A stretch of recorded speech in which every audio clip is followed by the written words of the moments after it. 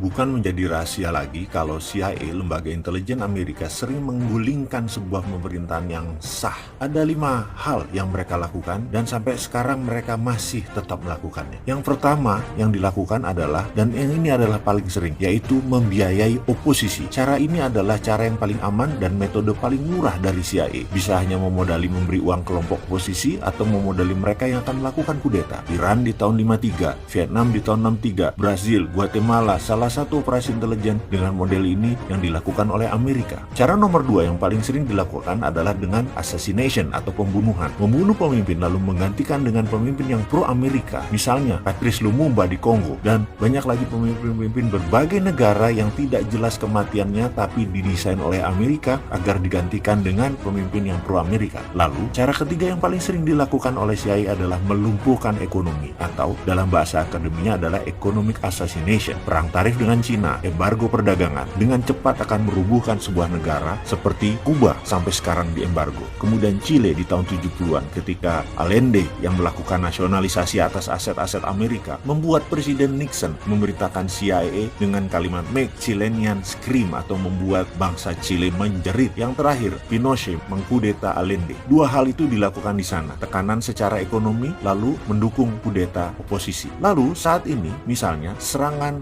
mata uang lira di Turki yang menjatuhkan 40% nilai Turki dalam setahun terakhir dan membuat banyak investasi keluar dari Turki. Kemudian juga Venezuela diserang dengan economic hitman sehingga inflasinya lebih dari 1000%. Indonesia di tahun 1997 adalah bagian dari economic assassination untuk merubuhkan rezim Soeharto. Kemudian saat ini yang paling sering dipakai adalah nomor 4, yaitu pengambil alihan kendali atas media. CIA akan membeli koran, membeli TV, membeli radio untuk merubah opini publik dan melakukan kampanye anti penguasa yang anti Amerika. Di Italia, CIA pernah membeli koran Rome Daily American agar Italia tidak jatuh ke tangan komunis. Namun sekarang petinggi CIA pernah berkata lebih gampang membeli wartawan dan redakturnya daripada membeli koran atau media. Karena itu, banyak sekali sekarang foreign jurnalis yang dibayar oleh CIA, dan di media warfare ini kuncinya adalah kendali informasi, di mana sekarang meluas ke internet dan medsos dengan analitik strateginya. Terakhir adalah membangun kepanikan atau menciptakan chaos, menciptakan ketegangan sosial. Seringnya ada demo atau street protest, itu adalah bagian menciptakan kekacauan atau chaos. Turun ke jalan berdemo adalah CIA style sekali. Coba lihat, coba ingat-ingat